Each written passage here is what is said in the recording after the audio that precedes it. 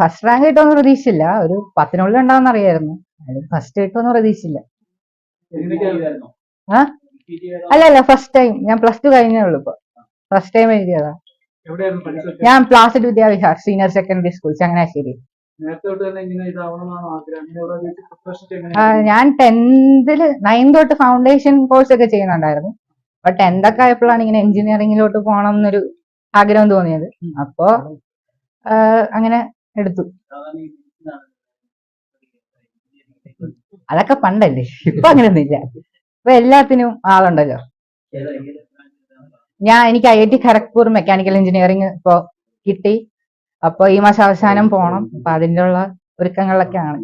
നമ്മൾ നാട്ടുകാരോട് ചോദിക്കുമ്പോഴേ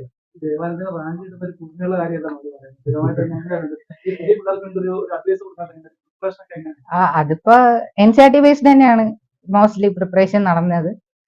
പിന്നെ കീം എന്ന് പറയുമ്പോഴത്തേക്കും പ്യുവർലി ടെക്സ്റ്റ് ബുക്ക് ബേസ്ഡ് തന്നെ, എല്ലാം ടെക്സ്റ്റിൽ നിന്ന് തന്നെ ഉള്ള സംഭവങ്ങളാണ് ചോദിക്കുക. പിന്നെ കെമിസ്ട്രി ഒക്കെ കുറച്ച് ഇങ്ങനെ കാണാതെ പഠിക്കേണ്ട സംഭവങ്ങളൊക്കെ ഉണ്ട്. അപ്പൊ അതൊക്കെ കാണാതെ പഠിക്കുക. പിന്നെ ടൈം മാനേജ് ചെയ്യണം. ഇപ്പൊ ഈ വർഷം തൊട്ടായിരുന്നു ഓൺലൈൻ ആക്കി. അപ്പൊ 3 മണിക്കൂർ എക്സാം ഉണ്ടായിരുന്നുള്ളൂ. 150 ക്വസ്റ്റിനും. അതില് പകുതി ക്വസ്റ്റ്യൻസ് മാത്സ് ആയിരുന്നു. പിന്നെ 45 ഫിസിക്സും 30 കെമിസ്ട്രി. അപ്പൊ തന്നെ ടൈം മാനേജ്മെന്റ് നല്ലൊരു റോള് ഈ എക്സാമിൽ വഹിക്കുന്നുണ്ടെന്ന് മനസ്സിലാവും. കാരണം മാത്സ് 75 ചെയ്ത് തീർക്കണം. അപ്പോ ക്വസ്റ്റ്യൻസ് പ്രാക്ടീസ് ചെയ്യുക, പ്രീവിയസ് ഇയർ ചെയ്യുക, അതൊക്കെ തെളിവാണ്. എനിക്കിപ്പോ IIT ഖരഗ്പൂരിൽ മെക്കാനിക്കൽ എഞ്ചിനീയറിംഗിൽ അഡ്മിഷൻ കിട്ടി. അപ്പൊ ഈ മാസം അവസാനം റിപ്പോർട്ട് ചെയ്യണം എന്നാ പറഞ്ഞിരിക്കുന്നത്. അടുത്ത ഓഗസ്റ്റ് ഫസ്റ്റ് വീക്കിൽ ക്ലാസ് തുടങ്ങും. അല്ലല്ല, ഇന്ത്യയിലൊന്നുമില്ല. അല്ല, JEE main all India rank 682 ആയിരുന്നു.